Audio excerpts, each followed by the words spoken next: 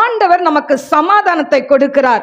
இந்த சமாதானத்தை பெற ஒரே வழி அவர்கிட்ட நம்ம வரணும். ஏன்னா ஏசியா 9:6 அவர் சமாதான பிரபு என்று சொல்லப்பட்டிருக்கு.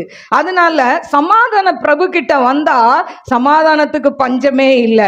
அது மட்டும் இல்ல, 1 யோவான் 1:7 சொல்லுது, அவருடைய குமாரனாகிய இயேசு கிறிஸ்துவின் ரத்தம் சகல பாவங்களையும் நீக்கி நம்மை சுத்திகரிக்கும். அப்போ ஆண்டவருடைய ரத்தம் நம்ம சுத்திகரிக்கும்னா அந்த ஏசப்பா கிட்ட நம்ம வரும் பொழுது அவர் நம்மளை புதிதாய் மாற்றுவார். 1 யோவான் 1:9 நம்முடைய பாவங்களை நாம் அறிக்கையிட்டால் பாவங்களை நமக்கு மன்னித்து எல்லா அநியாயத்தையும் நீக்கி நம்மை சுத்திகரிப்பதற்கு அவர் உண்மையும் நீதியும் உள்ளவராய் இருக்கிறார். ஹல்லேலூயா. நம் பாவங்களை ஆண்டவரிடத்தில் அறிக்கையிடணும். பாவம் செய்யாத மனுஷன் ஒருத்தருமே இல்லை. ஹல்லேலூயா. எல்லாரும் பாவம் செய்து தேவ மகிமை அற்றவர்களாய் ஆனோம் என்று வேதம் சொல்கிறது.